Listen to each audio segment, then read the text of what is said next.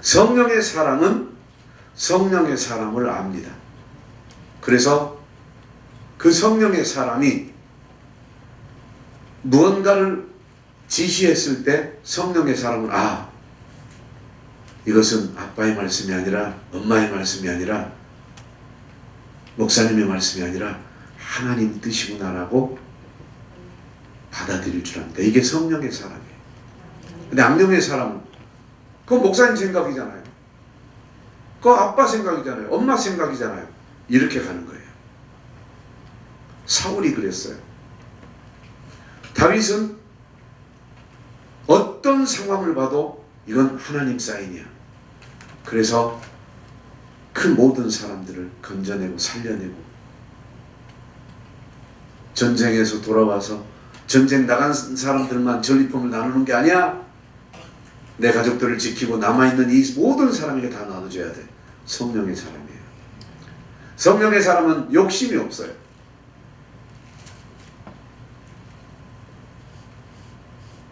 악령의 사람은 저 사람이 성령의 사람인지 어떻게 안주하세요?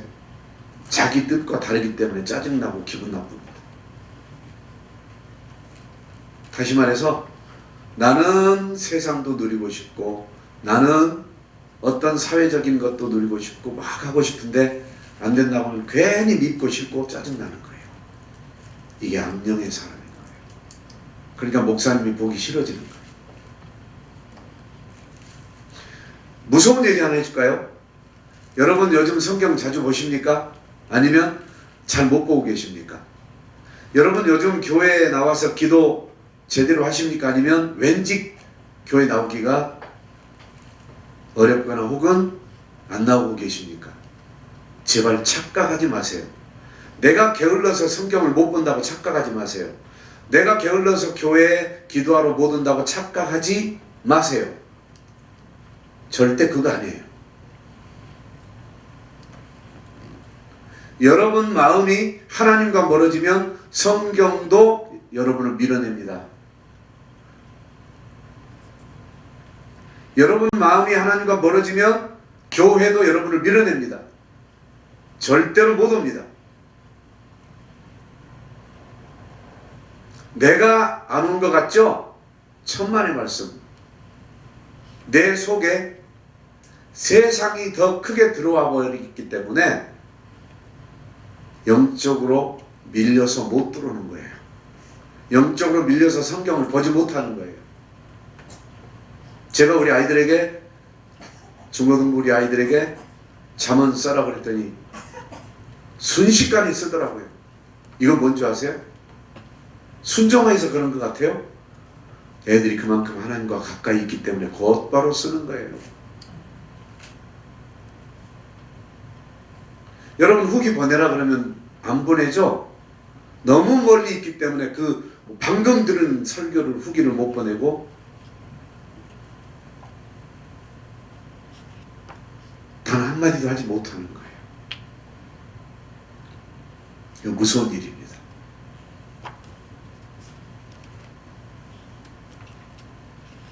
여러분 잠시만 돌이켜보세요. 이전에 후기를 쓸 때는 예를 들어서 300줄을 썼다. 그런데 지금은 30줄 쓴다. 무슨 얘기예요? 그만큼 복음의 기쁨보다 세속적 그 기쁨에 더 내가 심취되어 있다.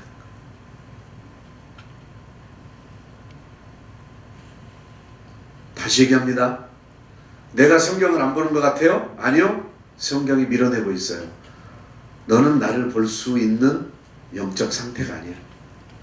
네가 나를 본다고 해도 내가 너를 깨닫게 할 수가 없어. 왜? 내가 깨닫는 영을 너에게 부어주고 싶지만 네 영이 다른 것에 붙들려 있어. 너 교회 안 오는 것 같지? 아니야. 내가 너를 만날 수가 없어. 왜? 너는 세속적 가치에 찌들어 있으니까. 그래서 여러분 이 말씀을 드리는 건 성령의 사람도 성령의 사람을 알고 악령의 사람을 알듯이 성경 말씀, 성경 책도 성령의 사람을 알고 악령의 사람을 안다. 교회도 성령의 사람을 알고 악령의 사람을 안다. 이 말씀 드리려고 하는 거예요.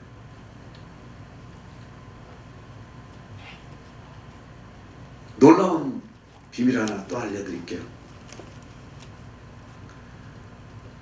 말씀을 듣지 못하는 사람과 집중하는 사람의 차이가 있어요. 그건 영을 부어주셨기 때문에 그래요. 성령께서 듣는 귀를 열어주시고 깨닫는 영을 부어주신 사람은 집중해서 듣게 돼 있어요. 이 사람은 어떤 사람이에요? 한번 결단한 게 있거든요. 나는 거룩한 신부가 될 거야.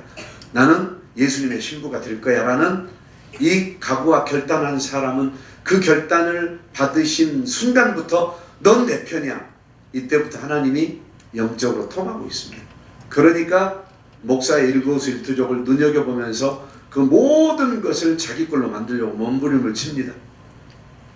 그렇지 않은 사람들은 계속 놓칠 수밖에 없습니다. 결단한 적이 없거든요. 결단한 적이 없기 때문에 듣지 못하는 것이고, 결단한 적이 없기 때문에 집중하지 못하는 것이고, 결단해 본 적이 없기 때문에 설교 말씀을 하루 종일 들어도 무슨 말을 들었는지 기억도 나지 않고 들어도 깨닫지 못합니다. 왜? 자기와 관계되지 않거든요. 이 말은 나는 지금 여기다가 신경 쓰고 있기 때문에 이쪽의 이야기를 들을 수가 없고 들을 필요가 없는 거거든요.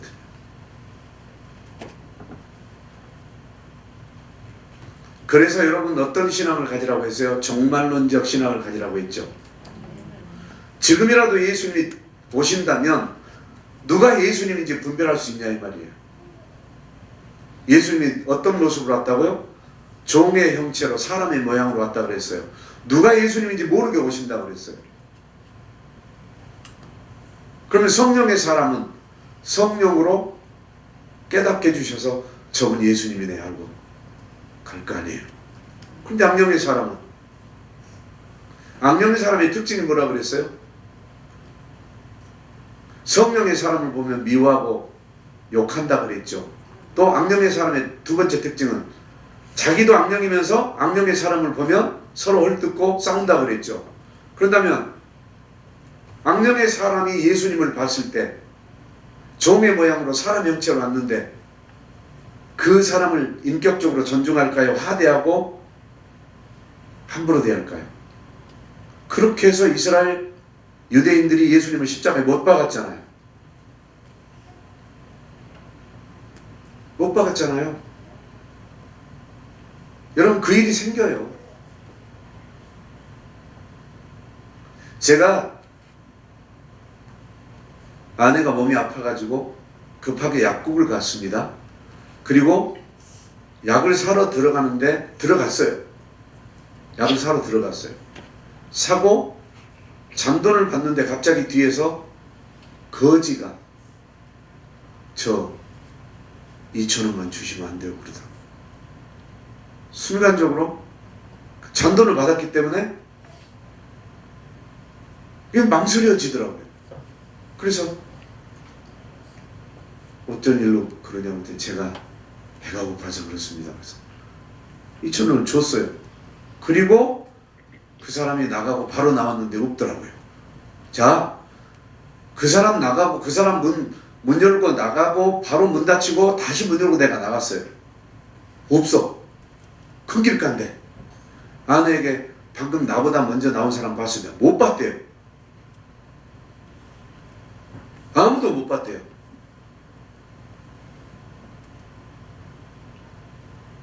저는 그런 신비한 일들을 많이 겪었어요.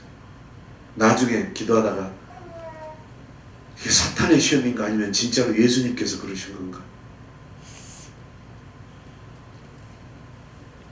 자, 이처럼 내 눈앞에 어떤 사람이 나타났을 때 그 사람이 거지였단 말이에요. 어떻게 해야 되겠어요? 또 한번 보실래요? 제가 그때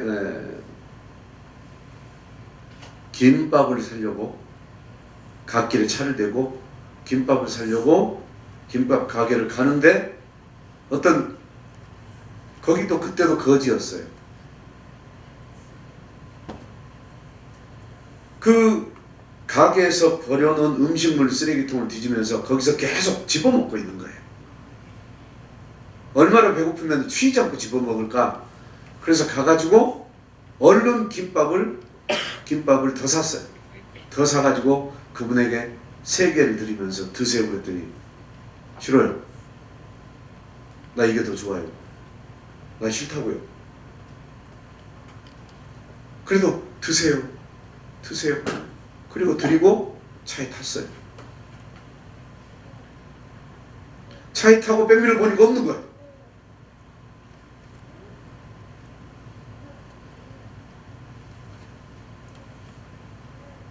만약에 예수님께서 여러분 눈앞에 그렇게 나타났을 때 여러분 어떡하실래요? 여러분 속에 성령 충만함이 없으면 그 일을 못해요. 저는 단지 김밥 사주려고 간 게 아니에요. 드리면서 이 얘기를 했어요. 하나님은 선생님을 사랑하십니다. 예수 믿고 천국 갑시다. 저도 선생님 못지않게 참 비참한 삶을 많이 살았는데 나 예수님 믿고 이렇게 행복해졌습니다. 꼭 예수님 믿으십시오. 그 복음 전하려고 봤어요. 성령의 사람은 목적이 분명해요. 틀 안에서 보이는 거예요. 틀. 어떤 틀? 하나님의 율법, 하나님의 말씀. 모든 사람이 천하보다 귀하다고 했기 때문에 천하보다 귀하다는 그 이유 하나만으로 바라보는 거예요.